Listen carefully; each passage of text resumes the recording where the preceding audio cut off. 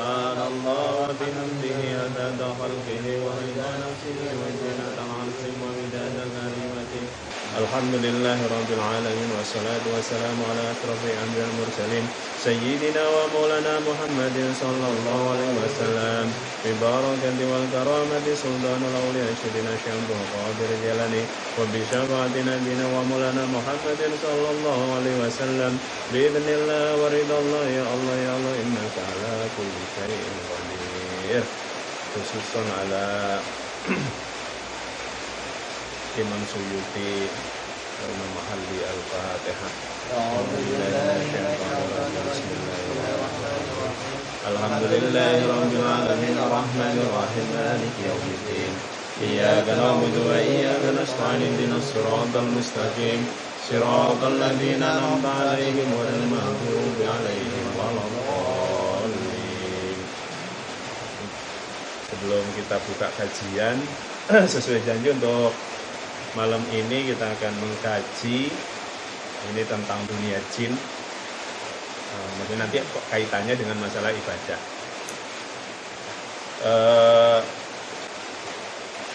Dasar dari penjelasan yang akan saya kaji di sini adalah saya nukilkan atau saya ambilkan dari syarah kitab yang dikarang oleh Imam As-Suyuti, yaitu kitab Lughtul Marjan fi Ahkamil Jan. Itu judul aslinya. Atau kalau sudah disyarah namanya, bukunya namanya Alam Jin. Jadi buku ini sudah terjemahan. Nah, Imam As-Suyuti ini adalah salah satu ulama abad ke-8 Hijriyah yang sangat terkenal, yang salah satu karya terbesarnya yang digunakan sampai hari ini yaitu Tafsir Jalalain. Tafsir Al-Qur'an namanya Tafsir Jalalain. Yang di tafsir ini adalah ditafsir oleh dua orang ya. Selain Imam Suyuti juga adalah Jalaluddin Al-Mahalli. Jadi Jalaluddin Al-Mahalli dan Imam As-Suyuti ini membuat tafsir yang dikenal dengan istilah tafsir Jalalain. Sampai hari ini tafsir ini digunakan di pondok-pondok pesantren, itu dipelajari tafsir Jalalain. Jadi ada tafsir Ibnu Katsir ada sendiri. Nah, ini Imam As-Suyuti ini sangat terkenal ya. Jadi kitab-kitab Imam As-Suyuti sangat banyak. Salah satu kitab yang khusus membahas masalah dunia jin yaitu Lughtul Marjan fi Ahkamil Jan. Ini aslinya adalah tulisannya masih tulisan tangan. Tulisan tangan itu kalau nggak salah ada di museum di Kairo, terus kemudian diterjemahkan ke berbagai bahasa. Salah satunya adalah bahasa Indonesia yang kemudian disusun berdasarkan subbab-bab. Kalau tulisan aslinya nggak ada babnya, tapi di sini ini sangat lengkap. Nah, jadi kita kalau sebagai orang Muslim, umat Islam, apalagi zaman sekarang ya.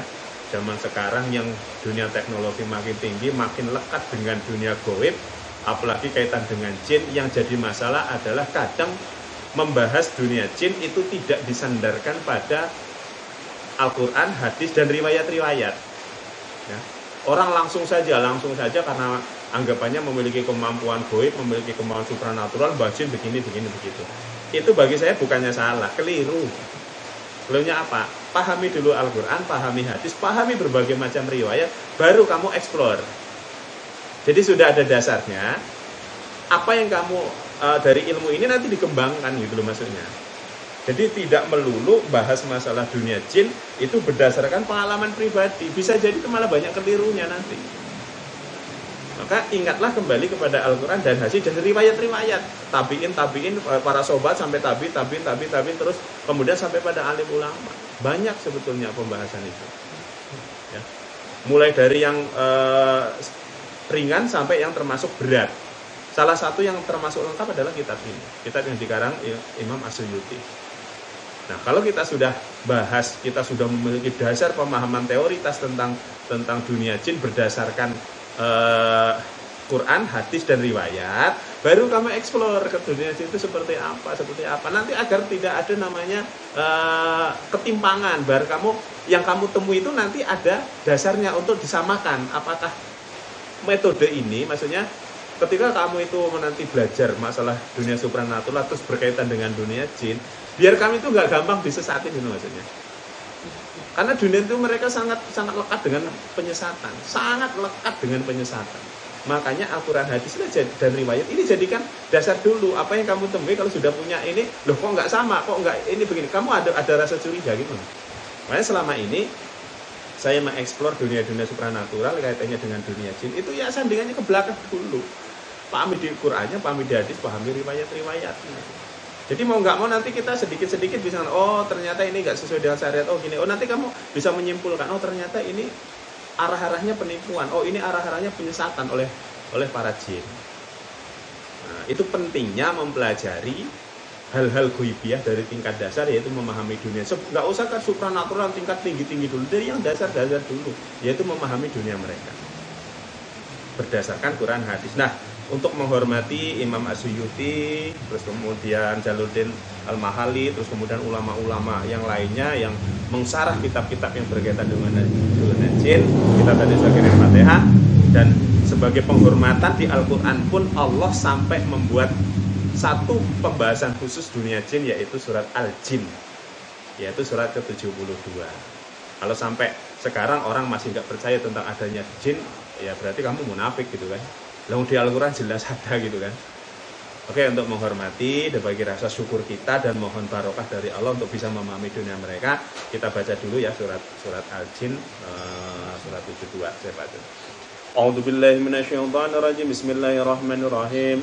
Qul uhiya ilayya annahu istama'a nafarun minal jinni faqalu inna sami'na qur'anan 'ajaba يهدي إلى الرشد فآمنا به ولن نشرك بربنا أحدا وأنه تعالى جد ربنا ما اتخذ صاحبة ولا ولدا وأنه كان يقول سفيهنا على الله شططا وأنا ظننا أن لن تكون الإنس والجن على الله كذبا وأنه كان رجال من الإنس يعودون برجال من الجن فزادوهم رهقا وأنهم ظنوا كما ظننتم أن لن يبعث الله أحدا وأنا لمسنا السماء فوجدناها ملئت حرسا شديدا وشهبا وأنا كنا نقعد منها مقاعد للسمع فمن يستمع الآن يجد له شهابا رشدا وأنا لا ندري أشر أريد بمن في الأرض أم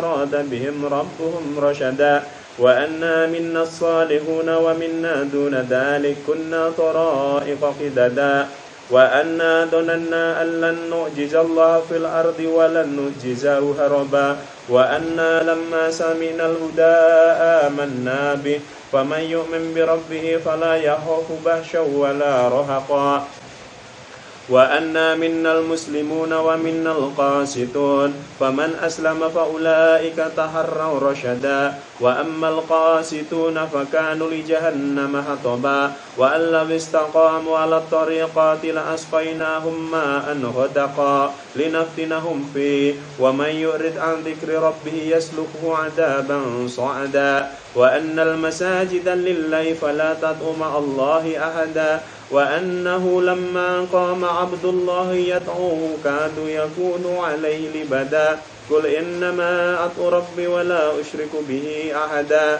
قل إني لا أملك لكم ضرا ولا رشدا قل إني لا يجيرني من الله أحد ولن أجد من دونه ملتحدا إلا بلاغا من الله ورسالاته ومن يعص الله ورسوله فإن له نار جهنم خالدين فيها أبدا حتى إذا رأوا ما يوعدون فسيعلمون من أضعف نصيرا وأقل عددا قل إن أدري أقارب ما توعد أم يجعل له ربي أمدا عالم الغيب فلا يظهر على غيبه أحدا إلا من ارتضى من رسول فإنه يسلك من بين يديه ومن خلفه رشدا ليعلم أن قد أبلغوا رسالات ربهم وأحاط بما لديهم وأحصى كل شيء عددا.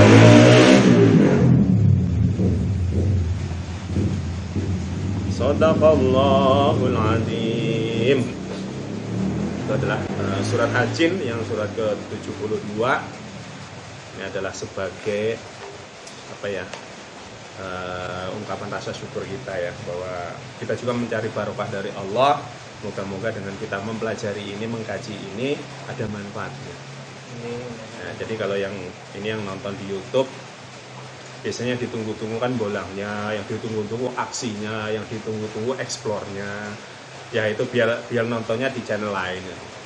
Memang kalau belajar namanya cari ilmu itu bosenin. Benar, bosenin. Orang belajar ilmu itu bosenin bener. Tapi kalau nonton sesuatu yang asik, lucu, terus kemudian seru, ya itu nggak bosenin, banyak yang nonton. Banyak yang nonton pasti. Kalau udah belajar ilmu seperti ini, mempelajari tentang sesuatu yang akan insya Allah ada lebih banyak manfaatnya ketimbang menonton dari hal yang sifatnya ini. Dan itu saya yakin ya, kalau bahas tentang ini ya pasti sedikit yang nonton. No problem. Kadang begini ya, memang sudah menjadi hukum Allah. Wong sekolah aja, kamu suruh sekolah ilmu matematika, bahasa Indonesia, kamu mending main game kok. Bener. Sekolah aja loh yang kayak itu. Anak sekolah itu antara suruh main, istirahat dengan belajar, pasti milih istirahat dan main. Gitu loh. Itu sudah jiwa manusia. Kalau sudah masalah belajar, itu setannya kuat banget untuk menggoda, untuk tidak main tolabul ilmu. Tolabul ilmu manusia itu kalau bisa jangan sampai tolabul ilmu bagi setan. Karena semakin mengerti tentang keilmuan itu, semakin dekat ke Allah, semakin mereka susah untuk menggoda. Orang yang sudah berilmu saja masih digoda terus. Apalagi kita yang ilmunya sedikit gitu loh Mas. Jadi kalau mengkaji tentang ilmu itu menjemukan, jenuh, malas, terus kemudian membosankan. Tapi harapan kita dari yang menjenuhkan ini, membosankan ini, bagi yang benar-benar ingin belajar secara hakikat, ya sangat penting. Pasti asik malah semakin asik kalau dipelajari. Dan moga-moga dengan ilmu ini semakin bisa sebar, semakin banyak paham, orang banyak. Harapan saya tidak salah jalan, tidak sesat nanti dalam memahami dunia jin, itu menjadikan amal bagi kita semua. Moga-moga yang sedikit ini yang barokah itu. Yang kalau yang banyak kan nonton hiburan kalau yang banyak. Jadi sebelum saya bahas di sini untuk syarah kitab Lughtul Marjan Al-Ahkamil Jan, ini banyak banget subnya, hanya akan saya pilih-pilih saja. Saya pilih-pilih untuk beberapa subbab saja yang berkaitan dengan ibadah. Jadi tadi kembali, Imam As-Suyuti itu nama lengkapnya itu adalah Abdurrahman bin Abu Bakar. Abdurrahman bin Abu Bakar kemudian dikenal dengan nama Imam As-Suyuti. As-Suyuti itu asal kata dari nama daerah. Ya, nama daerah namanya adalah Asyut. Namanya daerah Asyut, biasanya kan kayak gitu. Kalau dari Baghdad Ahlul Baghdadi gitu kan. Kalau dari Banten Al-Bantani itu kan biasa kayak gitu orang. Jadi Imam As-Suyuti namanya adalah Abdurrahman bin Abu Bakar. Tapi terkenal karena nama daerahnya. Jadi Imam As-Suyuti dari negeri Asyut. Ya. Kalau orang dari ini sekarang itu banyak ulama-ulama pakai nama daerahnya. Ya kalau Indonesia Indonesi gitu kan. Muhammad bin Imam Al-Indonesi, Al-Mesiri gitu kan. Ya banyak Al-Bantani, Al-Demai gitu kan. Semoga-moga dapat barokahnya dari Imam Suyuti. Amin. Yang pertama yang saya nukil adalah tentang jin dibebani kewajiban. Kembali kepada dasar dalil kita dalam masalah keberadaan jin manusia ya. Itu adalah wa ma khalaqtul jinna wal insa illa liya'budun. Aku tidak ciptakan jin dan manusia hanya semata-mata adalah ibadah kepadaku, maksudnya kepada Allah. Jadi alasan kenapa jin dan manusia diciptakan, alasannya adalah untuk ibadah ke Allah. Itu alasan utama, untuk ibadah. Terus nanti ini kalau mau dibahas nanti malah kemana-mana ya. Terus emang manusia itu yang maunya Allah apa maunya kita sih lahir di dunia gitu kan? Kalau tahu di dunia kita ini mau berbuat jahat, kenapa harus dilahirkan? Kenapa Allah nggak mencegahnya? Nanti ke situ-situ.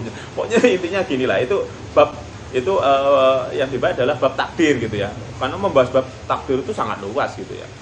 Jadi intinya saya nggak akan bahas di situ. Intinya gini. Pokoknya Allah itu dengan berbagai macam desain takdir yang sudah dibuat, intinya alasan utama adalah wa ma khalaqtul jinna wal insa illa liya'budun. Kita itu ada di dunia ini beserta dengan jin itu hanya untuk ibadah. Sehingga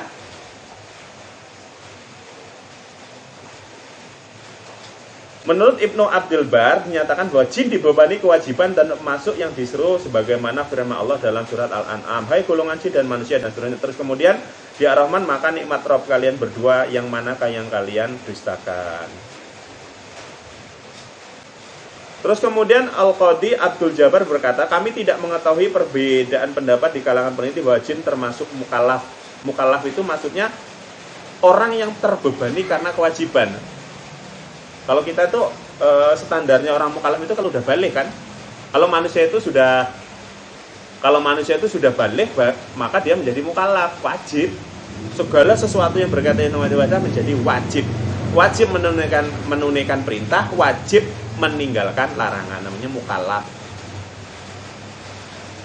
Al-Alama Izzuddin bin Juma'ah berkata dalam syarah Bad'ul Amali, mukallaf itu ada 3 golongan. Satu golongan yang menjadi mukallaf semenjak awal penciptaannya, yaitu para malaikat Adam dan Hawa. Satu golongan tidak langsung menjadi mukallaf semenjak awal penciptaannya, yaitu anak keturunan Adam. Satu golongan diperdebatkan, yang pasti mereka mukallaf semenjak awal penciptaan, yaitu golongan jin. Jadi mukallaf yang paling pertama, yang dari penciptaan pertama langsung wajib ada kewajiban, itu adalah pertama malaikat, yang kedua manusia, yang ketiga jin. Maksudnya manusia siapa yang paling pertama? Adam. Lalu yang tidak langsung mukallaf siapa? Anak turunnya Adam. Kamu itu loh, baru lahir itu nggak langsung mukallaf, nunggu balik dulu kan. Setelah kamu sudah akil balik, kalau perempuan itu 9 tahun ke atas, kalau laki-laki 15 tahun ke atas, baru jadi mukallaf. Sudah terbebani sebuah kewajiban. Jadi pada intinya, jin itu dibebani kewajiban. Kewajiban apa? Kewajiban syariat untuk bertakwa. Artinya, jin dan manusia sama-sama memiliki kewajiban yang sama, yaitu illa liya'budun, beribadah. Terus kemudian ada satu ayat dalam Al-Quran, yaitu surat Al-An'am ayat 130 ini yang diperdebatkan ya. Saya baca surat Al-An'am ayat 130. Ya ma'syarul jinni wal insi alam ya'tikum rusulun minkum yaqussuna 'alaikum ayati wa yundirunakum liqa'a yaumikum hada. Qalu syahidna 'ala anfusina wa gharratuhumul hayatud dunya wa syahidu 'ala anfusihim annahum kanu kafirin. Artinya begini. Wahai golongan jin dan manusia, bukanlah sudah datang kepadamu rasul-rasul dari kalanganmu sendiri. Mereka menyampaikan kepadamu ayat-ayatku dan memperingatkanmu tentang pertemuan pada hari ini. Mereka menjawab, ya, kami menjadi saksi atas diri kami sendiri. Tetapi mereka tertipu oleh kehidupan dunia dan mereka telah menjadi saksi atas diri mereka sendiri bahwa mereka adalah orang-orang kafir. Intinya di kalimat ini. Hai golongan jin dan manusia, apakah belum datang kepada kalian rasul-rasul dari golongan kalian sendiri? Coba kamu pahami ayat ini ya.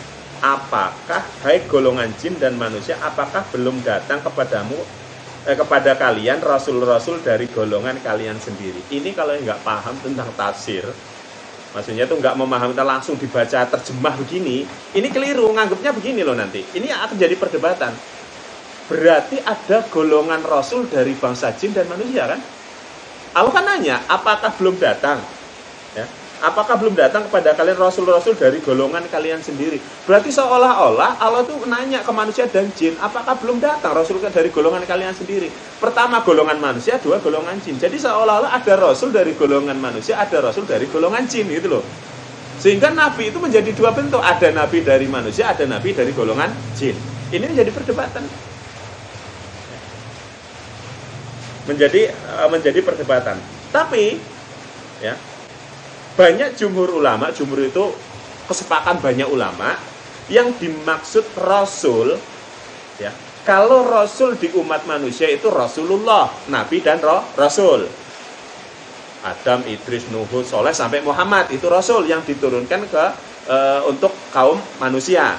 Nah, yang dimaksud rasul dari golongan jin adalah utusan loh ya maksudnya. Nah, utusan di sini namanya wali. Bukan rasul seperti halnya rasul Nabi Muhammad, Nabi itu, Nabi Musa, bukan. Kalau yang diturunkan ke manusia yang disebut rasul di manusia adalah seperti Nabi Adam sampai Muhammad. Tapi rasul yang dimaksud di kalangannya jin adalah wali-wali perwakilan dari bangsa jin yang telah dibaiat oleh para nabi dan rasulnya dari manusia, gitu loh maksudnya. Jadi bukan bahwa berarti nabi itu rasul itu ada juga dari golongan jin. Berarti ada juga nabi dari golongan. Nanti kalau seandainya kita berpikir kalau di golongan jin itu ada nabi, ada juga rasul, terus kitabnya apa? Kitabnya apa coba? Ya kan bingung kan? Lah seandainya nabinya dari golongan Islam, jin dari golongan Islam, nabinya sendiri, terus kitabnya apa? Al-Quran. Al-Quran itu diturunkan untuk manusia. Banyak kisah-kisah turunnya kisah-kisah riwayat yang di dalam Al-Quran itu adalah perbuatan-perbuatan yang terjadi di dunia manusia, walaupun ada sedikit dari golongan jin. Maka dari itu jumhur ulama sepakat tidak ada rasul yang dari golongan jin. Maksudnya tidak ada Rasulullah dari golongan jin. Yang ada adalah istilah rasul, yaitu utusan. Siapa utusan? Yaitu para jin yang diberi pelajaran oleh para nabi kemudian menyebarkan kepada umatnya. Inilah yang disebut wali-wali para jin. Jadi rasulnya manusia itu Rasulullah, rasulnya para jin disebut wali jin. Nah, hati-hati memahami ini, nanti kamu keliru lagi Maya di surat Al-An'am ayat 130. Ini kalau di tafsir itu maksudnya bukan rasul dari golongan jin, tapi utusan gitu aja, maksudnya itu kurir gitu loh maksudnya. Kalau Rasulullah untuk manusia itu adalah utusan langsung dari Allah untuk umatnya, tapi kalau dari jin adalah utusan dari utusannya Rasul dari golongan manusia.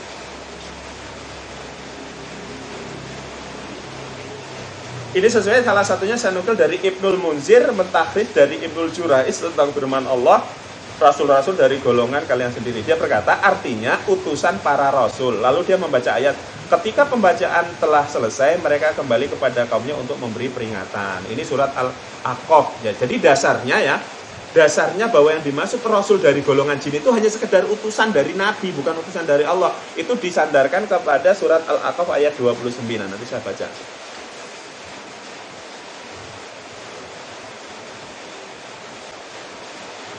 Walau la nasaruhumul ladzi takhadu min dunillahi qurbanan alihata bal dallu anhum wa dzalika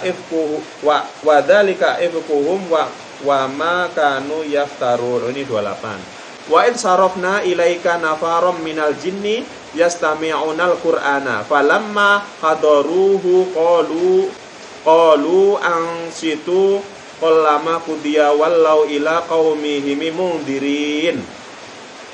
Dan ingatlah ketika kami hadapkan kepadamu serombongan jin yang mendengarkan Al-Quran, maka ketika mereka menghadiri pembacanya, maksudnya menemui yang membaca, mereka berkata, diamlah kamu. Maksudnya itu, jin ini memberi peringatan ke teman-temannya, suruh diam. Maka ketika telah selesai mereka kembali kepada kaumnya untuk memberi peringatan. Nah, setelah selesai mendengarkan bacaan Al-Quran ini, yang dimaksud adalah bacaan dari Rasul ya. Jadi ketika Rasulullah dalam riwayat, ketika Rasulullah sedang membaca Al-Quran itu di bawah pohon kurma, itu serombongan jin itu datang mendengarkan ayat itu. Terus kemudian suatu ketika Rasulullah itu di malam hari itu pernah hilang. Rasulullah itu pernah hilang malam-malam, sehingga sahabat itu kebingungan. Ada yang bilang diculik, ada yang bilang disihir dan sebagainya. Ketika pagi hari, baru Rasul itu muncul dari samping Gua Hira. Baru sahabat itu lega semua, karena semalam itu dianggap malam yang paling mencekam. Karena Pak Rasul itu hilang malam itu, padahal lagi bersama-sama gitu. Nah akhirnya apa? Ditanya, wahai Rasulullah, dari mana engkau? Kami malam ini merasa malam yang paling menakutkan. Rasul berkata, semalam aku didatangi dari sekumpulan perwakilan dari jin dan diajak ke suatu tempat, sehingga Rasulullah membacakan ayat-ayat Al-Quran, memberikan nubuah kepada mereka. Terus kemudian oleh Rasulullah diajak, dikasih tahu ini bekasnya, ada api bekas bakar-bakaran gitu, bahwa di situ mereka ngumpul. Jadi Rasulullah malam itu telah dimintai oleh perwakilan dari kelompok jin, namanya jin nasibin. Jin nasibin adalah jin-jin, jin nasibin itu adalah jin yang baik gitu loh maksudnya, bukan jin ifrit, jin yang baik. Nah, kemudian Rasulullah memberikan fatwa membacakan Al-Quran, membacakan firman. Nah, setelah selesai, maka para jin ini kembali ke umat, kembali ke asalnya, kembali kepada umatnya, dan oleh Rasulullah itu telah dibaiat. Terus kemudian suruh menyebarkan itu. Nah, inilah yang disebut bahwa tidak ada nabi rasul dari golongan jin. Yang ada itu adalah utusan dari rasul gitu loh maksudnya. Jadi rasul memberikan pelajaran ke jin. Nah, jinnya suruh menyampaikan lagi ke umatnya dari golongannya sendiri. Nah, jadi Al-An'am ayat 130 yang menyatakan rasul dari golongan jin itu dinisbatkan lagi ke surat Al-A'raf ayat 29 yang menyatakan bahwa yang dimaksud rasul dari golongan jin itu bukan rasul seperti rasul manusia, tapi hanya utusan setelah mendapatkan pencerahan dari Rasulullah. Makanya sampai sekarang itu ada, jadi grup kalau nggak salah ya ada anak katanya ngimpi ditemui Nabi Adam, Nabi ini. Saya pikir kelewatan batas kalau ini kayak gitu ya. Bahkan ditemui para wali itu aja masih harus dikaji, apalagi cuman masalah mimpi itu dikaji bener. Nggak sembarangan orang menafsirkan mimpi ditemui nabi, ditemui wali, karena apa? Jin itu bisa menyerupai nabi, wali itu bisa, kecuali wajah Rasulullah. Tidak bisa menyerupai wajah yang persis seperti Rasulullah, itu enggak bisa. Bahkan mereka nggak berani. Nah, makanya saya pikir saya malas bahas-bahas tentang orang-orang yang katanya mimpi ketemu nabi, wali-wali, dan terus kemudian wali songo lah ketemu wali ini wali itu. Saya nggak mau bahas kayak gitu, karena itu bagi saya banyak sekali wali-wali setan yang secara bentuk ya, terus kemudian secara penampilan itu mengaku-ngaku menjadi alim ulama dari golongan-golongan manusia terdahulu. Maksudnya ini, zaman dulu ada orang terkenal wali, ulama terkenal. Nah, bahasa Jawa ini jin itu membo itu berubah, mengaku-ngaku menjadi orang itu.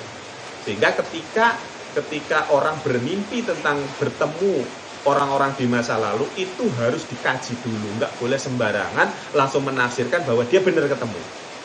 Itu nggak boleh, hati-hati. Nah, kalau ketemu sama orang hidup mah biasa aja gitu.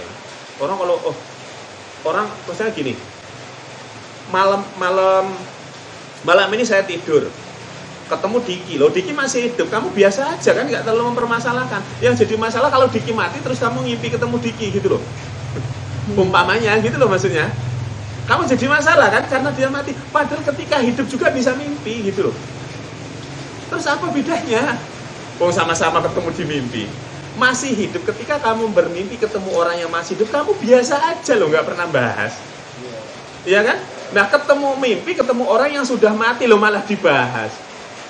Terus emang kalau sudah mati terus mimpi ketemu orang mati menjadi istimewa gitu, menjadi aneh.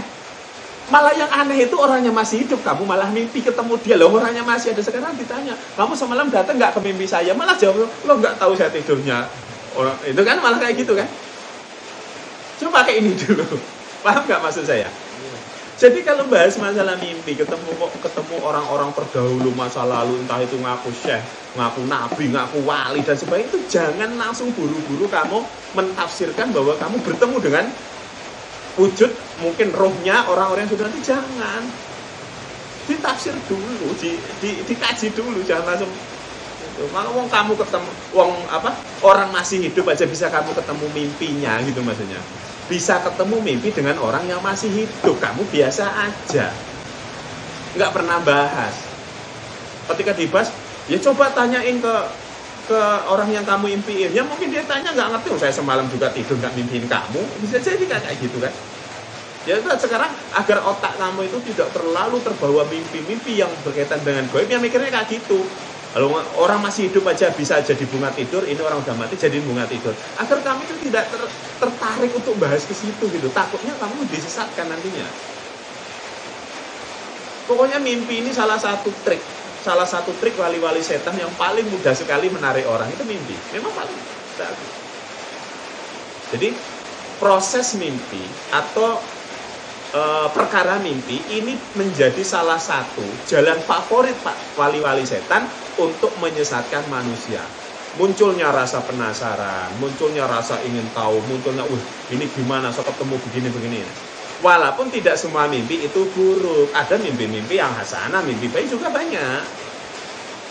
Tapi itu tadi, perlu dikaji, masalah mimpi itu perlu dikaji, jangan sembarangan. Oke, jadi pada intinya, jin itu diberi kewajiban atau dibebani dengan syariat-syariat seperti halnya syariat pada manusia, ya, karena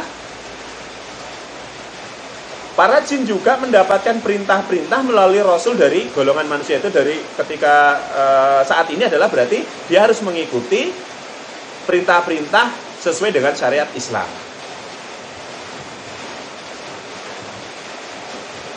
Terus dalam syariat itu apa saja? Termasuk salah satunya adalah sholat, puasa. Yang saat ini kita sedang Ramadan. Berarti jin itu kena kewajiban puasa? Iya.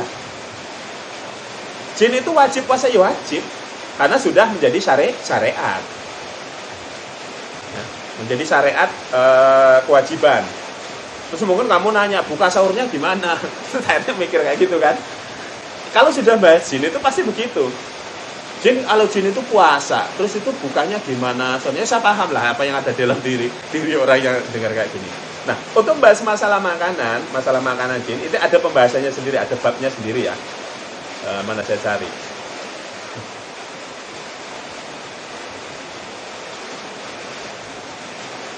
Ini banyak banget sih di sini. Oke ya, sekarang agar kamu tidak maksudnya itu tidak bingung nanti bahwasanya apa sih makanan para jin? Ini kita berdasarkan hadis, riwayat ya, berdasarkan hadis dan riwayat dulu. Riwayat dari Ahmad, Muslim dan At-Tirmizi mentahris di Al-Qamah, dia berkata, aku bertanya kepada Ibnu Mas'ud, apakah salah seorang di antara kalian pernah menyertai Nabi SAW pada malam jin? Malam jin itu malam ketika Rasulullah itu waktu diculik itu tadi loh. Itu diculik itu malam jin namanya. Jadi Rasulullah itu hilang, dikira hilang itu disihir, padahal Rasulullah adalah berdakwah ke golongan jin. Ibnu Mas'ud menjawab, tak seorang pun di antara kami yang menyertai beliau, tapi suatu malam kami pernah kehilangan beliau di Mekah sehingga kami pun mencari-cari beliau. Kami berkata, nah ini ya tadi kejadiannya itu. Jadi Ibnu Mas'ud, ini yang saya maksud sahabatnya adalah Ibnu Mas'ud yang menyatakan bahwa Nabi Muhammad itu hilang pada malam itu. Yang padahal di malam itu Rasulullah berdakwah di golongan para jin. Nah, ketika Rasulullah itu setelah selesai memberikan petuah, memberikan wejangan, memberikan pencerahan kepada para jin, lalu mereka akan pulang. Di antara mereka meminta bekal. Maka lalu mereka meminta bekal kepada beliau Rasulullah. Maksudnya, mereka itu jin jazirah. Maka beliau bersabda, hendaklah kalian membaca nama Allah untuk setiap ruas tulang. Dalam lafaz Al-Tirmizi, tidaklah nama Allah dibaca yang kemudian tampak di tengah kalian atau yang menjadi daging. Dan setiap kotoran hewan merupakan makanan bagi kalian. Nabi SAW bersabda, janganlah kalian beristinja. Beristinja itu cebok dengan kotoran hewan dan tulang hewan, karena itu merupakan makanan saudara kalian dari jenis jin. Oke, ini yang paling umum ya di hadis-hadis yang terkenal adalah ketika Rasulullah itu mendakwai jin dan ketika mereka akan pulang, mereka minta bekal karena jauh. Lalu Rasulullah memberikan. Yang baik untuk mereka adalah tulang belulang, baik itu hewan darat maupun hewan laut. Ikan misalkan tulang laut, ikan terus kemudian air tawar juga sama. Terus kemudian tulang hewan. Terus kemudian kotoran hewan. Bahasa kerennya letong misalkan.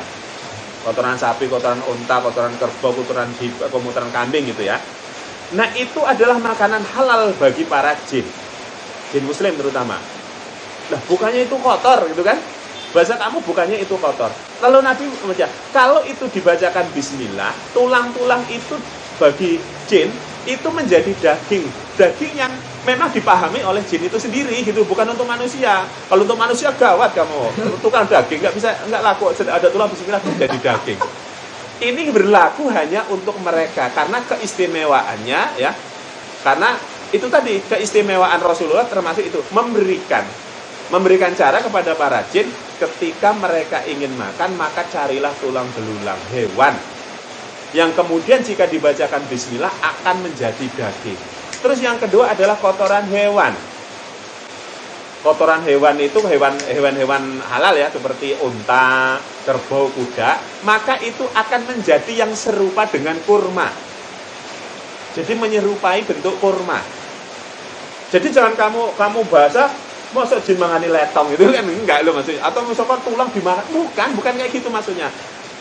Asbab kotoran hewan dengan tulang itu menjadi bentuk sebab itu maksudnya. Jadi kalau tulang ini dibacakan bismillah, jin menemukan itu, maka menjadi daging bagi mereka. Ketika ada kotoran hewan dibacakan bismillah, maka akan berbentuk seperti halnya kurma. Tapi ya kotoran hewan dengan tulang tetap bentuknya gitu loh. Bagi manusia itu tetap, tapi bagi mereka nggak kayak gitu. Itu uniknya. Itu kalau jin muslim adalah tulang dan kotoran hewan. Ingat, tulang dan kotoran hewan. Berarti kotoran manusia tidak.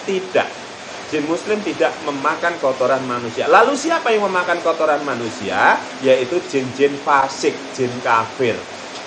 Jadi jin-jin kafir itu senang dengan tempat-tempat yang kumuh. Contohnya toilet, tempat kencing, tempat pup, ya, tempat berak. Pokoknya semua yang kaitannya buangan-buangan manusia, baik itu maafnya ngomong ya, dari kotoran tinja, dari air seni, termasuk air sperma.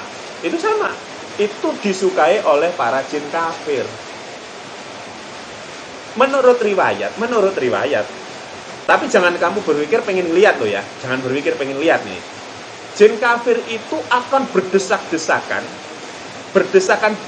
mulutnya itu menganga di bawah toilet ketika kamu sedang mau buang hajat. Itu jin kafir loh ya. Jadi ketika kamu itu mau buang air besar, jin-jin kau itu berdesak-desakan di bawah toilet menganga mulutnya. Coba bayangin kamu bisa lihat, Lihat ke bawah, woi ngapain lo? Enggak jadi kamu kan. Setiap kamu mau buang hajat, melihat ke bawah ada mulut banyak, sebenarnya malah enggak jadi. Untungnya kok mata kita itu enggak dikasih itu, ditutup mata. Untungnya, bersyukur, kita harus benar-benar bersyukur kepada Allah bahwa mata kita tidak diberi kemampuan untuk bisa melihat mereka. Bayangin kamu mau kencing kayak gitu, yang nada itu mulut semua, nadain seni kamu. Yang mulut mereka menadain tinja yang akan kamu buang. Tapi itu jin kafir. Makanya kenapa di toilet, di kamar mandi itu menjadi hunian favorit para jin kafir? Karena mereka butuh makanan dari pembuangan manusia. Tapi jin muslim nggak mau, karena itu adalah najis. Nah terus bagaimana menghindari agar ketika kita buang hajat, kencing atau beol misalkan, agar jin itu tidak mengerubuti kita? Maka Rasulullah sudah ngajari, Allahumma ini a'udzubika minal hubusi wal hubas. Itu pentingnya doa masuk kamar mandi ya. Jadi kita mohon pertolongan dari gangguan jin wanita, jin dan jin laki-laki. Jadi ketika kita membaca doa itu, jin-jin kafir tidak mau dekat. Kalau kamu enggak sampai kebelet tuh udah langsung aja kayak gitu, ya jinnya seneng. Makanya kalau ada anak indigo itu, kalau anak indigo ya gangguan lah ya, bagi saya itu indigo itu gangguan yang matanya sudah dibukakan, memiliki energi-energi yang disebarkan oleh jin. Ketika dia masuk kamar mandi bisa sangat peka dia bisa ngelihat. Mending kita kok benar masuk kamar mandi enjoy aja, padahal jin itu pada nongkrong di kamar mandi nungguin kamu. Coba mata kamu lihat, kok nggak jadi mandi, nggak jadi kencing ya. Tapi jangan takut, saya ngomong kayak gini nanti terus takut ke kamar mandi. Cuman satu kok untuk mengusir mereka. Cuman satu untuk bisa mengusir mereka. Allahumma ini a'udzubika minal hubusi walau. Udah toh mereka pasti nggak mendeketin kamu. Jadi barang goib itu harus dilawan dengan goib, yaitu doa-doa yang diajarkan oleh Rasulullah. Doa itu kan goib sih, menghancurkan hal yang goib. Maka jin-jin kafir itu adalah takut dengan orang-orang yang beriman. Maka biasakan berdoa ketika masuk ke tempat-tempat yang kamu anggap angker, ke kamar mandi, ke tempat-tempat yang busuk gitu ya, maksudnya ke tempat yang kotor kayak gitu, baca. Jadi Allahumma ini a'udzubika wal hobais itu bukan cuma masuk kamar mandi. kamu takut jalan malam mau ngelewatin pohon beringin tua, takut diganggu kunti, baca ini juga bisa. Bukan berarti kamu bacanya harus ketika masuk kamar mandi. Atau pakai menggunakan a'udzu bikalimatillahi tammati min syarri ma khalaq. Itu juga boleh. Kalau udah ada nggak hafal Pak, ya udah qul a'udzu birabbin nas, malikin nas, ilahin nas, min syarril waswasil alladzii minal jinnati wan nas. Sama. Jadi sebenarnya ringan sekali untuk mengusir mereka agar mereka tidak mengganggu kita, terutama jin kafir. Oke, kembali ke makanan ya. Jadi jin muslim itu dikhususkan ke makanannya dalam riwayat adalah tulang belulang. Ya, tulang belulang hewan, baik itu hewan darat ataupun hewan laut. Terus kemudian kotoran hewan-hewan yang halal, bukan hewan diharamkan. Kalau tulang itu bisa menjadi daging bagi jin, kalau kotoran hewan menjadi yang serupa seperti kurma. Terus bagaimana kalau itu kan di Arab lah, kalau di Indonesia kan nggak ada kayak gitu. Ya sebetulnya begini, nggak harus seperti itu. Jin-jin muslim yang tinggal di setiap rumahnya orang muslim itu akan ikut serta makan dan ibadah beserta penghuni rumah itu. Jadi ketika kita makan di rumah, ketika kita makan nih, orang muslim makan di rumah, mereka juga ikut bisa menikmati. Tapi jangan pengen lihat kamu. Nanti nggak jadi makan. Pokoknya biasa aja, kamu nggak dong, kamu juga nggak kerasa kok. Jadi itu rezeki mereka juga diambilkan dari hamba Allah Muslim yang di rumahnya itu menjalankan syariat dengan benar, itu jin Muslim juga di situ. Termasuk sholatnya siapa? Sholatnya si tuan rumah yang Muslim itu juga bisa jadi si jin Muslim ikut jadi makmum. Riwayatnya banyak di kitab ini banyak diriwayatkan. Ya. Ada seorang yang menyatakan bahwa ketika dia ditanya, dia kalau di rumah itu membaca, bahkan di hadis Nabi itu menyatakan kalau kamu sholat malam sendiri itu suruh nyaringkan bacaan. Maksudnya itu bukan kamu sholat tahajud terus kayak sholat maghrib isya, enggak, maksudnya itu agak dikeraskan suaranya. Kenapa? Karena jin-jin muslim di rumah itu juga dan para malaikat ikut menjadi makmum. Tapi kamu nggak usah kepedean, nanti kepedean. Soli sunatan jatuh imamah, wah di belakang jin malaikat ada gitu, nggak usah kepedean. Biasa aja sholatnya maksudnya. Pokoknya kamu sholat biasa saja, terus kemudian sholat dengan baik, benar, syarat rukunya, terus kemudian khusyuk. Mereka akan mengikuti kita. Dan jin kafir pasti akan lari terbirit-birit ketika kamu sholat. Yang akhirnya sekarang menjadi aneh ketika ada film judulnya Makmum. Jadi orang sholat yang jadi makmum itu setan malahan kan. Itu ngaco film kayak gitu. Itu menyesatkan kayak gitu ya. Orang sholat hadisnya jelas, riwayat Nabi itu jelas. Orang muslim, orang mukmin yang sholat, baik itu di masjid, baik itu di rumah, ya terutama sholat malam, maka malaikat dan jin juga ikut sholat.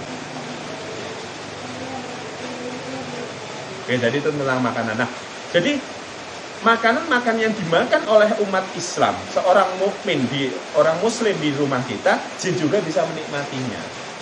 Gak usah kamu pengen tahu, pokoknya biarin kamu makan biasa saja, nikmati biasa saja, karena mereka memiliki cara sendiri untuk menikmatinya. Terus di samping makanan manusia apalagi, yaitu wewangian. Makanya jangan heran banyak orang kadang pakai minyak wangi, pakai asap-asap wangi yang digunakan untuk manggil para jin, karena itu dianggap makanan bagi mereka. Apa intisari wanginya atau intisari dari asap itu menjadi wewangian yang bisa menjadi energi kekuatan, menambah kekuatan bagi mereka. Tapi tidak semuanya. Jangan kamu pikir orang mau sholat pakai minyak wangi terus ngempani jin gitu. Enggak kayak gitu. Innama a'malu bin niat. Niatnya kamu untuk apa? Kamu bakar dupa niatin manggilnya jin untuk makanan, ya itu bisa jadi. Kamu niatnya bakar untuk wangi-wangi, ya nggak bakal bisa dinikmati. Apalagi bismillahirrahmanirrahim, ngidupin dupa untuk wewangian, untuk ngambil kesunahan tentang wewangian. Ya mana mau jin. Wong itu tujuannya adalah untuk ini. Terus kalau minyak wangi bisa, minyak wangi yang kamu pakai kalau nggak dikhususkan, diniatkan untuk pemberian makan mereka, ya nggak dimakan itu maksudnya. Kan lucu kalau seandainya wewangian itu bisa dimakan para jin, ngapain nggak ke pasar aja? Pasar banyak minyak wangi, ya kan? Logikanya kayak gitu. Karena di pasar nggak diniatkan. Coba di pasar ditulisin jual minyak wangi sekaligus ngasih makan jin, ya mungkin jinnya datang gitu. Atau kamu menggunakan minyak wangi, ada minyak apel jin, ada minyak Sulaiman, misik, ada jafaran dan sebagainya. Biasa digunakan untuk mantra-mantra dan sebagainya. Nah itu bisa dimakan mereka, bisa. Jadi kembali kepada niat. Termasuk daging tadi, termasuk gini, tulang itu kalau nggak diniatkan mau dimakan, dibismillahkan ya nggak bakal jadi makanan gitu loh. Jadi hati-hati. Jadi jangan salah tafsir. Ada kayak kita biasa bakar dupa, bakar buhur, terus itu untuk ngasih makan jin.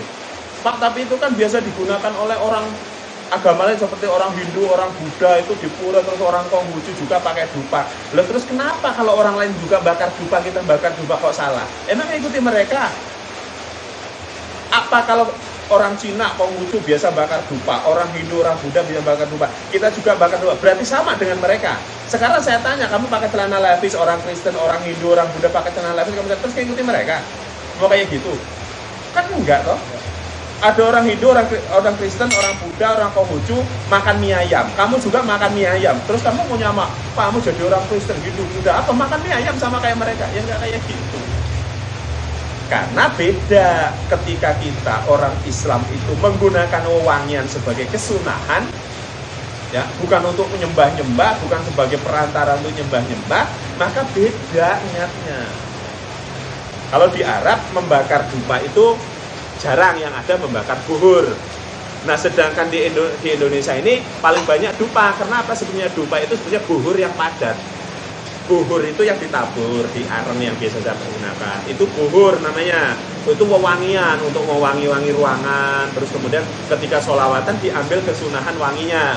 Nah karena itu kalau pakai areng itu ribet, yang hidupin ribet, nanti dikipas-kipas, nanti dikasih ubur-ubur hidup, nanti habis lagi ribet. Cari yang sudah dimampatkan, ditaruh di lidi, namanya dupa. Sama aja, dupa sama buhur itu sama aja. Jadi jangan kita gampang menyamakan, apalagi musyrik kan. Ada orang Islam bakar dupa gitu, musyrik syirik itu ajaran. Nah itu kamu nggak ngerti riwayat gitu. Kita juga orang Islam, orang Muslim juga nggak boleh sembarangan bakar dupa, manggil jin, manggil itu apa gitu loh maksudnya.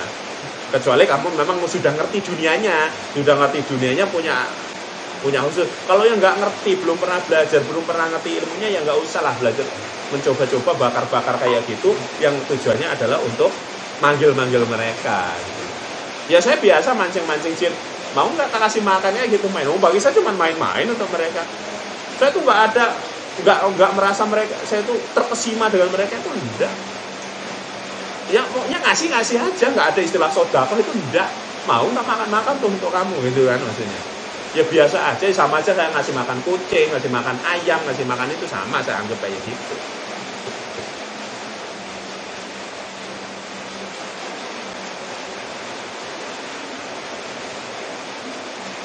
Abu Daud meriwayatkan dari Ibnu Mas'ud, dia berkata ada serombongan utusan jin datang kepada Nabi SAW.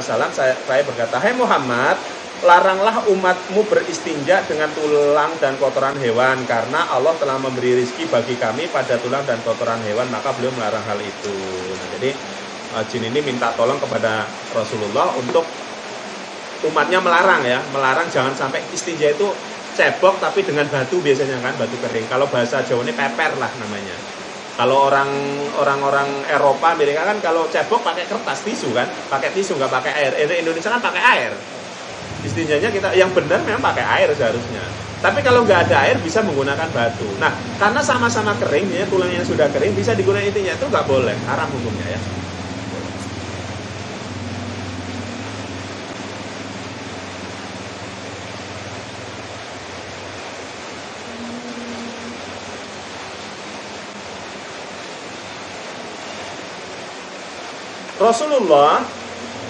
Rasulullah itu diutus kepada manusia juga kepada jin. Nah ini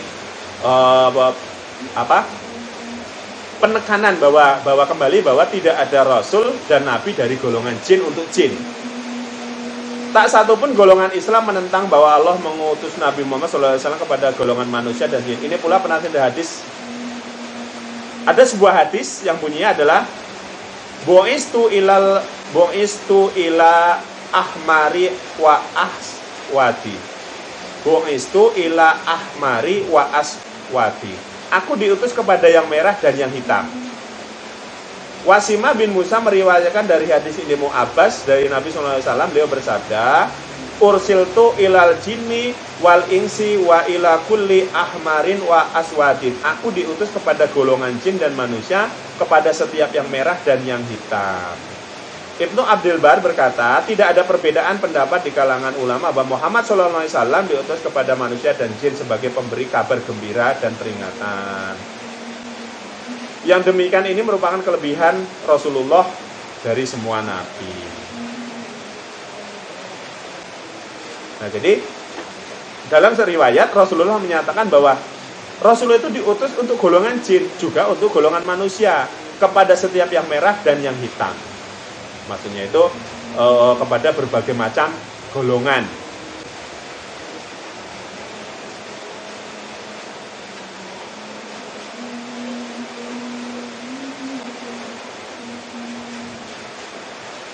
Al-Bukhari dan Muslim mentakhrij dari Masruq, dia berkata, aku bertanya kepada Ibnu Mas'ud, siapakah yang memberitahukan kedatangan jin kepada Nabi SAW pada malam ketika mereka mendengar Al-Quran dibacaan. Jadi ada yang bertanya kepada Ibnu Mas'ud, kok Rasulullah itu tahu bahwa ada jin lagi dengerin dia baca Al-Quran? Siapa yang ngasih tahu? Ibnu Mas'ud menjawab, yang memberitahu beliau adalah pepohonan, yaitu pohon-pohon korma yang ada di samping-sampingnya. Aswali berkata, di dalam tafsir dijelaskan bahwa mereka itu jin itu adalah golongan Yahudi, karena itu mereka berkata setelah Musa dan tidak mengatakan setelah Isa.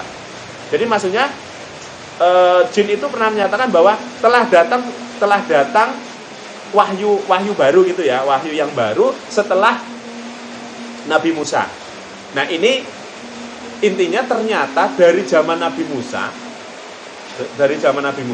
para jin itu sudah mulai maksudnya di dalam riwayat ketika Nabi Musa itu berdakwah kepada umat manusia juga termasuk berdakwah kepada jin, dan para jin banyak mengingat bahwa di zaman Nabi Musa juga risalah-risalah Islam itu sudah ada.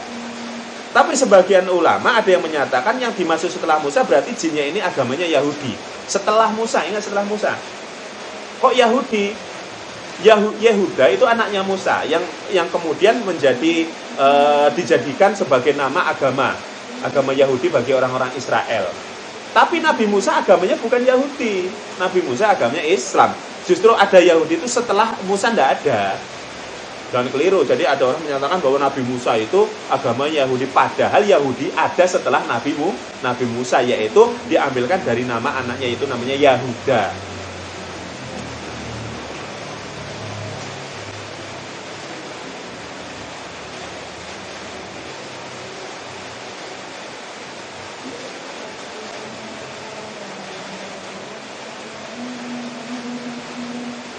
Ibnu Abi Hatim mengtahrij dari Mujahid tentang firman Allah, dan ingatlah ketika kami hadapkan serombongan jin kepadamu yang mendengar Al-Quran, dia berkata, mereka ada 7 orang, maksudnya yang mendengarkan bacaan Al-Quran ini dari golongan jin nasibin, ini ada 7 orang, 3 dari penduduk Huran dan 4 dari kelompok nasibin. Adapun nama mereka adalah Hasyam, Masya, Syahir, Jahir, Al-Azad, Aniyan, dan Al-Ahqab.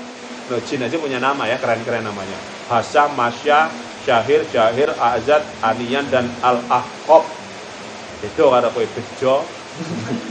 Jangan bejo tuh bejo. Tapi ya apik, bejo itu kan bahagia.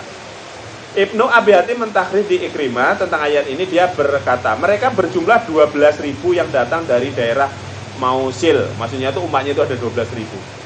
Al-Baihaqi mentakhrij dari Ibnu Al-Manin Al-Ansyari, dia berkata, ketika Umar bin Abdul Aziz melewati sebuah padang dalam perjalanannya ke Mekah, tiba-tiba dia melihat bangkai ular. Dia berkata, tolong ambilkan alat penggali tanah.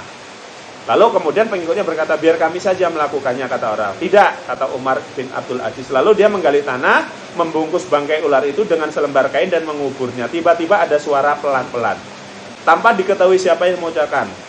Ucapannya begini, semoga Allah merahmatimu wahai Surah, Aku bersaksi bahwa aku benar-benar mendengar Rasulullah SAW bersabda, engkau akan mati di tengah padang wahai Suraq, lalu umatku yang paling baik akan menguburmu.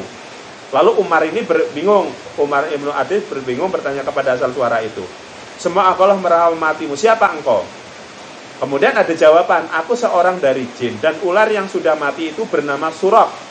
Tidak ada yang menyisa dari para jin yang pernah berbaiat kepada Rasulullah SAW kecuali aku dan dia. Aku bersaksi bahwa aku benar-benar pernah mendengar Rasulullah SAW bersabda, engkau akan mati wahai Suraq di tengah padang, lalu umatku yang paling baik akan menguburmu. Ini salah satu dalil, salah satu riwayat yang menyatakan bahwa jin juga bisa mati. Jin itu bisa mati. Jadi ada yang jin umurnya sudah ratusan tahun, ribuan tahun, terus kamu pikir nggak mati? Enggak, jin itu bisa mati. Ya. Kenapa? Firman Allah sudah jelas. Semua yang hidup di muka bumi pasti akan mati. Hebatan mana sih Rasul dengan jin? Rasul aja meninggal kok, gitu kan? Jadi ada orang bilang jin itu nggak mati, kekal sampai hari kiamat, itu keliru ya. Yang benar itu iblis umurnya ditangguhkan sampai hari kiamat. Yang betul itu iblis umurnya ditangguhkan sampai kiamat. Jadi iblis itu nggak mati-mati. Tapi kalau jin, keturunan-keturunannya itu ya mati. Ini contoh salah satu riwayatnya banyak kok. Kematian jin itu banyak diriwayatkan. Ini salah satu contoh, yaitu Umar Abdul Aziz ini pernah ketika berjalan di padang pasir melihat ada ular. Ini bentuknya unik. Nanti ada cerita-cerita lain juga ada. Nah, karena unik, terus menurut riwayat juga baunya harum. Ular itu kalau mati baunya bangkai, enggak, ini baunya harum gitu loh. Ularnya bagus, terus kemudian bau harum. Terus kemudian dia meminta kepada perewangnya, maksudnya itu apa, anak buahnya, suruh menggali, mengambil cangkul, menggali di padang pasir, terus kemudian diambilkan kain, kemudian dibungkus, lalu ular itu kemudian dimakamkan. Nah, ketika setelah dimakamkan, lalu kemudian Umar Abdul Aziz itu mendengar ada suara. Ternyata yang mati itu ular, namanya Suraq. Siapa Suraq? Suraq adalah bangsa jin yang pernah dibaiat Rasulullah. Berarti Suraq ini pernah langsung bertemu Rasulullah, mendapatkan langsung wejangan dari Rasul dan dibaiat menjadi seorang muslim. Ya, menjadi hamba muslim. Nah, yang berkata ini adalah temannya Suraq, bahwa Rasulullah itu pernah bilang, engkau akan mati wahai Suraq di tengah padang pasir, lalu umatku yang paling baik akan menguburmu. Jadi Suraq itu sudah dipastikan Rasulullah, nanti kamu bakal mati di padang pasir, tapi nanti akan dimakamkan oleh hambaku yang baik.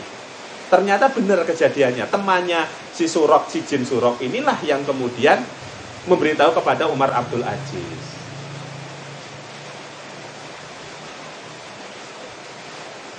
Nah, ini salah satu riwayat ya, bahwa ular ini kemudian dikubur, ternyata itu adalah sosok jin.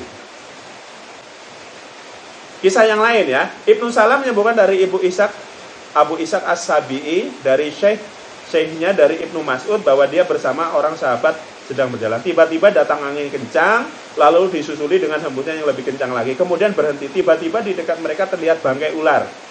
Seorang di antara kami merobek kainnya lalu membungkus bangkai ular dan menguburnya. Pada malam harinya mereka didatangi dua orang wanita yang bertanya, siapakah di antara kalian yang telah mengubur Amr bin Jabir?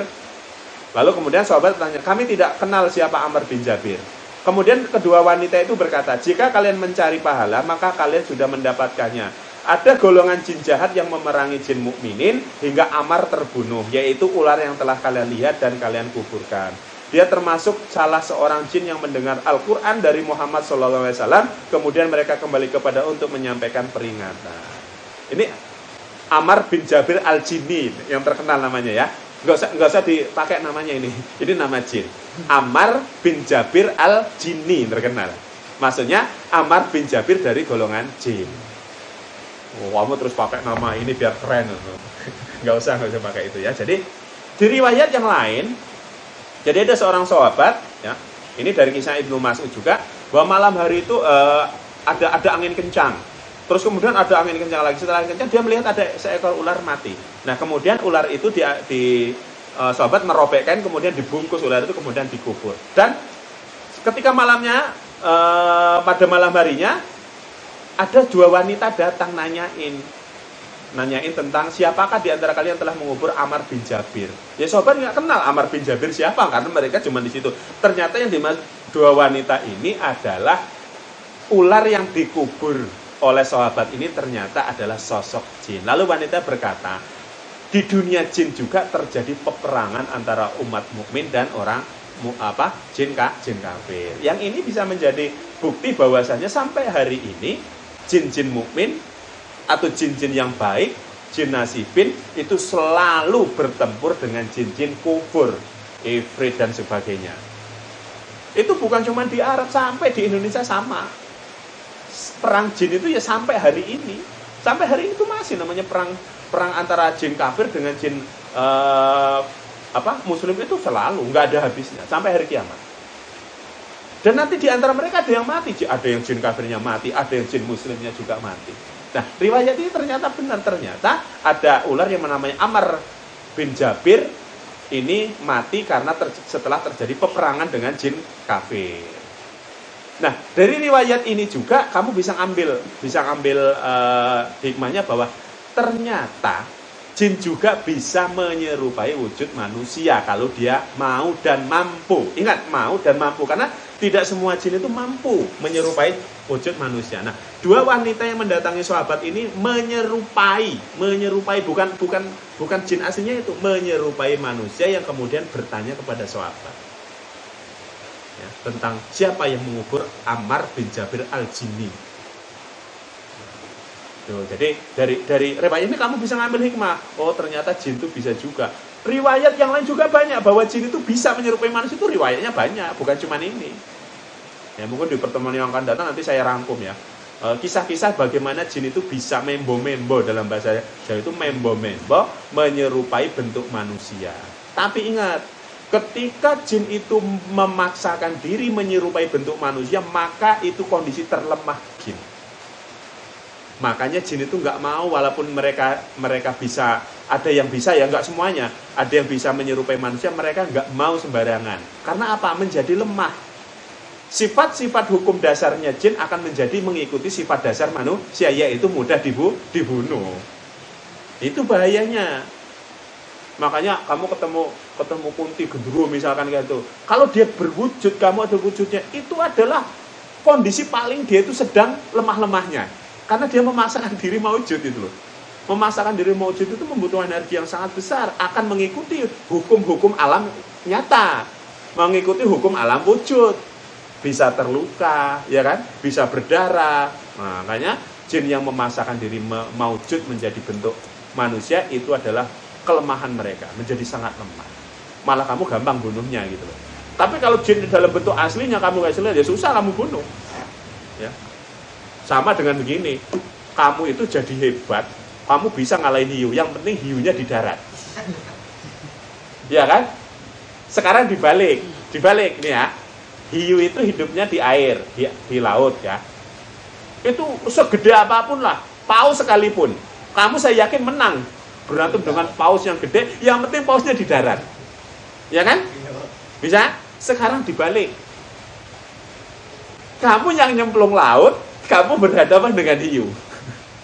Belum lawannya udah kelelep. Lah ya itu tadi maksudnya.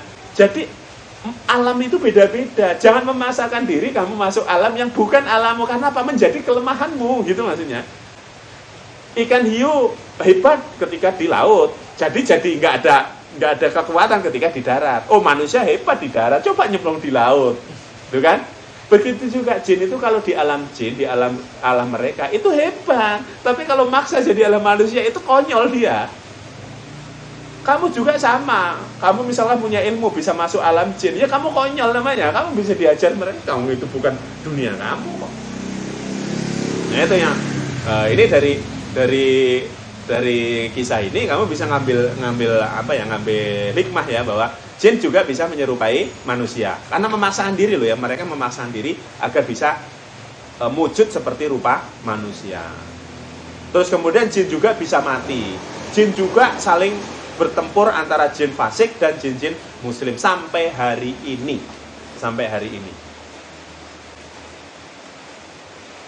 Jin Pak itu penyebabnya apa Pak? Apanya? Walaupun bertempur. sampai pertempuran. Iya. Karena itu sudah nas Allah, yang baik dengan yang buruk pasti kan berantem. Berarti nampak lagi pas face to face langsung gitu, Pak. Ya sama aja kamu misalkan kamu ketemu musuh kamu. Apa yang terjadi seandainya kamu itu punya musuh bebuyutan lah kasarnya ngomong. Ya kamu ketemu terus gimana coba? Ya sama dengan mereka. Jin kafir ingin menguasai jin muslim juga ingin bertahan. Begitu juga manusia loh, kan nggak ada lah sama manusia sampai sekarang yang masih perang-perang itu kan banyak. Jadi yang hak dengan yang batil selamanya akan saling berperang. Bukan cuma jin, manusia juga. Manusia itu adalah contoh paling nyata tentang hak dan batil yang saling berperang sampai hari ini. Itu paling nyata banget kalau manusia. Jadi kalau seandainya membedakan kasta orang muslim sama kafirnya, itu bagaimana itu? Kan nggak pernah ketemu kafir sama muslim ini. Mereka langsung tempur itu membedakan untuk warnanya, pakaiannya itu seperti apa? Langsung. Ya sekarang mereka itu kan punya pola sendiri toh. Kalau kamu nanya itu saya jawab, saya itu bukan jin. Intinya mereka itu berkelompok. Jin itu berkelompok-kelompok. Jin itu memiliki suku-suku. Nah, suku-suku inilah dengan suku yang lain mereka punya ciri sendiri-sendiri. Yang muslim memiliki perbedaan, yang kafir memiliki perbedaan. Ada jin itu kelihatan dari bentuknya, ada jin yang warnanya hitam, ya. Ada warnanya hitam bagi mereka loh ya, bukan hitam bentuk, maksudnya hitam auranya, itu jin kafir. Ada yang auranya bentuknya putih bercahaya, itu berarti jinnya jin baik, nasibin, terus kemudian jin muslim dan sebagainya. Jadi mereka punya teknik sendiri. Sama dengan manusia itu bisa ngelihat, kira-kira kamu bisa kan lihat, oh ini orang jahat, ini orang enggak. Kamu dari face mukanya loh kamu bisa menilai gitu loh maksudnya. Kita manusia itu kadang diberi kemampuan walaupun agak salah sih ya, menilai sifat seseorang dari raut mukanya gitu. Wah ini orang serem ini, jahat ini kan. Kayak gitu. Terus ini ada orang cantik, ini orangnya kalem, orang gitu. Itu contoh kecil ya, bahwa manusia juga bisa menilai dari air muka, dari mimik yang disebut dengan aura. Kamu bisa menilai dari face itu ada aura-aura yang bisa kamu nilai, yang kamu sendiri nggak paham bahwa kamu bisa melihatnya. Kalau jin sih ya intinya mereka juga punya trik, punya cara sendiri dalam menilai apakah jin itu termasuk golongan kafir atau tidak. Tapi secara umum jin itu berkelompok. Mereka menggunakan namanya istilah istana sentris atau memiliki kelompok yang ada pemimpinnya. Nah, dalam satu wilayah di dalam jin itu biasanya saling ingin menguasai. Jin-jin fasik itu pengen memberantas jin-jin muslim, termasuk ingin dikuasai tempatnya. Jin kafir juga banyak, kerajaannya besar-besar. Jin muslim juga ya ada kerajaannya besar-besar. Kalau ketemu gitu ya berdebat, padu gitu ya. Lama-lama tempur, berantem. Kalau manusia kan masih ada undang-undangnya lah ya. Undang-undangnya, hukumnya gitu. Kalau jin itu kan setiap kelompok punya ini sendiri-sendiri gitu loh. Mereka berkelompok, bersuku-suku sendiri-sendiri.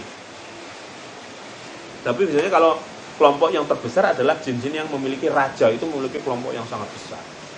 Yang terstruktur ya, mulai ada rajanya, ada patihnya, ada pengawalnya, ada tentaranya, ada rakyatnya. Itu ada. Entah nggak di Arab, nggak di Indonesia, di mana juga sama seperti itu. Terus ada juga jin-jin yang sifatnya ngampar, yang kelompok-kelompok kecil. Jin-jin mungkin berkelompok-kelompok gitu ya, berpindah-pindah, nomaden lah ya, berpindah dari suatu tempat ke tempat lain ada. Ada jin yang sendirian, namanya introvert ya, jadi introvert nyendiri gitu ya, jomblo lagi. Pokoknya ngumpulnya cuman di kolong jembatan, di pohon-pohon. Ya jomblo mau nggak mana? Di mana-mana diusir ya kan. Jin jomblo itu juga banyak. Tapi bukan berarti yang orang jomblo berarti kayak jin itu enggak.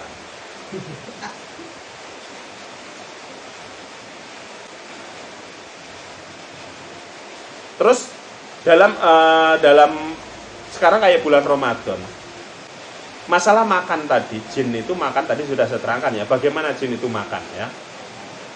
Terus kemudian bagaimana mereka ikut? Ya mereka ikut makan dengan pola manusia. Bagaimana mereka menentukan waktu sahur buka? Mereka mengikuti di mana dia tempat berada, yaitu mengikuti polanya manusia. Mengikuti polanya manusia, karena apa? Mereka itu pasti dengar.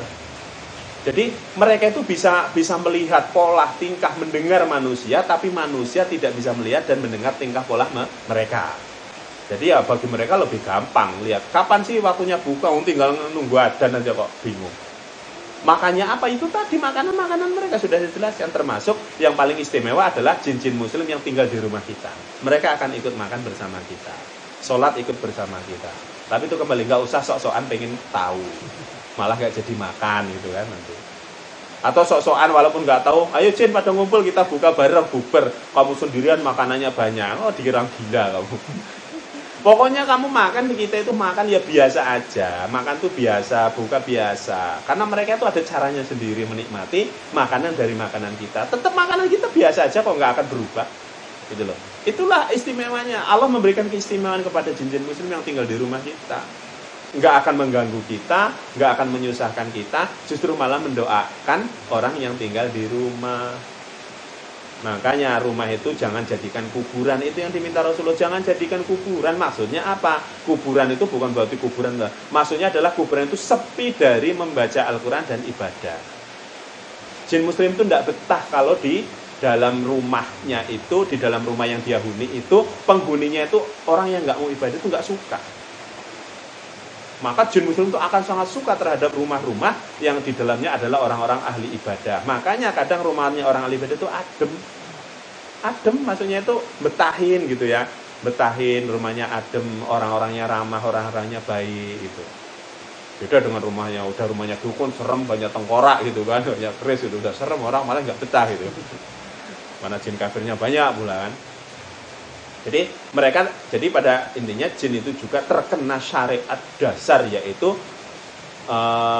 wa ma khalaqtul jinna wal insa illa liya'budun, yang mengikuti syariat yang telah disampaikan melalui nubuah kepada Rasulullah. Karena rasul-rasul dari golongan jin, yaitu utusan-utusan dari golongan jin, itu mendapatkan baiat, dibaiat oleh Rasulullah menjadi muslim, yang diajari tentang Al-Quran, As-Sunnah, kemudian disebarkan ke golongan para jin sampai hari ini. Jadi di dunia jin itu ada wali-wali bangsa jin yang turun temurun. Jadi jin dari zaman Rasulullah itu memberi pelajaran ke jin berikutnya, diberi terus. Nah, kalau dalam istilah kita ada sahabat, tabiin gitu. Nah, dari golongan jin juga sama, seperti itu. Tapi ada juga menurut riwayat bahwa tidak semua jin itu juga belajar ke manusia. Tapi ada yang memang mereka sendiri memiliki keinginan untuk menyembah Allah. Jadi tidak semua ya, tidak semua itu jin itu adalah mengikuti manusia. Tidak, ada yang mereka memang berjalan sendiri karena memang hatinya terketuk ingin beribadah ke Allah Subhanahu wa taala. Terus kalau lebaran gimana jin lebaran? Ya biasa aja. Enggak kok. Pokoknya kehidupan mereka itu yang hidup di kayak pola-pola manusia gitu, yang nggak kelihatan. Yang susah itu kalau pas lebaran kayak gitu yang jin kafir yang kadang bingung apa. Kaget mercon. Jadi kurang ajar, udah pagi-pagi lagi tidur, bengok-bengok masjid kan, sahur ada mercon pula. Kalau yang muslim iya ayo sahur. Oleh jin kafir enggak. Udah keberbekan suara sahur ada mercon lagi. Nah, pas lebaran Idul Fitri itu adalah sama juga seperti kita. Artinya mereka juga berlebaran, tapi ya tidak seperti manusia kayak gini. Ada mudik, Pak, di dunia jin ada mudik enggak gitu. Enggak penting bagi mereka, ada mudik kemana gitu kan. Ada ketupat juga, Pak. Mereka itu ngikuti pola makannya manusia. Sekarang ketupat manusia lah. Kamu di rumah kamu bikin ketupat opor ayam. Lah jin muslim lebarannya tinggal ngikut makan, ngapain pusing-pusing bikin ketupat. Jinnya itu nggak usah masak. Jin muslim itu dulu nggak usah masak, tunggu masaknya manusia. Yang jadi masalah adalah yang punya rumah nggak pernah masak. Jinnya kurus, yang punya rumah nggak pernah masak, gitu kan. Ya tapi itu tadi, Allah itu tetap maha adil. Allah maha adil, tetap mereka itu mendapatkan rezeki, entah dari mana mereka akan mendapatkan rezeki. Ini kalau mau dibahas banyak banget ini ya, banyak banget. Mungkin ya nggak habis, nggak sampai subuh ya masih banyak, karena kitab ini banyak sekali membahas, termasuk saya anggap paling lengkap ya. Kitab paling lengkap adalah kitab ini yang bahas. Saya banyak terjemahan dari beberapa kitab membahas masalah jin, tapi yang paling saya sukai adalah karangan Imam As-Suyuti ini ya, karena termasuk lengkap. Terus kemudian nanti kalau belajar ini ya sambil baca Al-Quran, sambil dibaca Al-Quran, oh di ayat ini untuk bisa. Terus kemudian buka tafsir Jalalainnya untuk melihat oh kejadiannya masalah jin ini seperti apa, ada di tafsir Jalalain. Terus kemudian baca riwayat-riwayat. Nah, ini baru sedikit yang sebenarnya kita. Tapi kalau kamu pandai mencerna apa yang saya sampaikan, banyak ilmu yang bisa didapatkan. Enggak usah nanya lagi. Jin bisa mati apa enggak? Itu sebenarnya dari riwayat itu kamu sudah bisa narik kesimpulan. Jin makanya apa? Jin itu bagaimana, begini dan sebagainya. Sebenarnya dari itu bisa diambil kesimpulannya.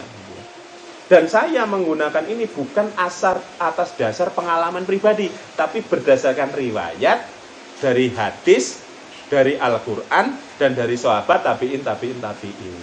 Ini belum kepada sampai yang sifatnya adalah explore pribadi. Saya menggunakan memahami kayak gini, saya pelajari, saya jadikan teori. Jadi ketika saya explore bahas masalah dunia jin, saya punya bahannya dasar. Ketika ada sedikit yang bagi saya meragukan, mencurigakan, maka akan saya hati-hati di situ. Apakah ini masuk dalam kategori penyesatan terselubung, ya? Ataukah itu adalah penipuan dari bangsa jin menggunakan trik-trik tertentu? Nah di situ nanti kita tahu sebenarnya trik jin itu gimana caranya nipu kita ini, gitu kan? Yang diomongin dia apakah sesuai dengan fakta, apakah sesuai dengan riwayat-riwayat atau tidak. Nah itu yang saya maksud. Nah itulah pentingnya kenapa kita harus kembali Al-Quran, hadis dan riwayat dari ulama-ulama terdahulu untuk memahami hal-hal keghaiban terutama adalah bangsa jin. Nah, semoga-moga kita lanjut di pertemuan yang akan datang lagi nanti.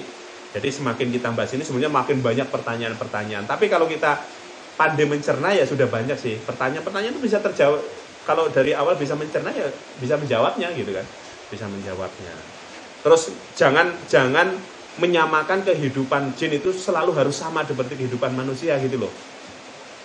Apa di dunia jin ada handphone, apa ada mobil, ada kayak gitu. Itu pertanyaan-pertanyaan bagi saya itu udah terlalu ketinggian imajinasinya gitu loh. Kamu selalu menyamakan dengan kehidupan manusia. Intinya tidak selalu sama. Tidak selalu sama. Jin itu ada diberi kemampuan yang melebihi yang tidak yang dimiliki mereka nggak bisa dimiliki manusia. Yang dimiliki manusia nggak penting untuk mereka gitu loh. Contoh untuk apa? HP bagi mereka. Mereka bisa komunikasi jarak jauh. Untuk apa mereka butuh mobil? Karena mereka diberi kemampuan untuk terbang. Itu kan begitu loh maksudnya. Jadi ada hal yang tidak dimiliki jin, nggak dimiliki manusia. Ada yang dimiliki manusia tapi nggak penting untuk jin. Gitu loh. Jadi jangan selalu menyamakan, jadi penasaran menyamakan seperti itu. Nah, makanya kalau sering ngaji, insya Allah nanti juga akan terbuka sendiri pemahamannya. Oke, mungkin kiranya itu untuk kali ini ya. Kita teruskan di pertemuan malam Jumat yang akan datang. Insya Allah harapan kita semoga kita mendapatkan barokahnya dari Allah, barokah Allah melalui kajian yang kita baca, barokahnya melalui perantaran Imam As-Suyuti, melalui kitab-kitabnya ini, dan menjadi menambah keimanan ketakwaan kita. Setelah kita tahu, kita jadi tambah iman, kita tambah dekat ke Allah, semakin kita mengagumi Allah, semakin kita itu ingin selalu dekat beribadah ke Allah, tidak justru malah ingin lebih jauh mengikuti pola-pola jin itu. Malah kita kebalik. Tahu mereka, kita malah lebih dekat ke Allah. Semakin tahu, semakin kita dekat ke Allah. Itu yang kita inginkan. Akhirul kalam, Assalamualaikum warahmatullahi wabarakatuh.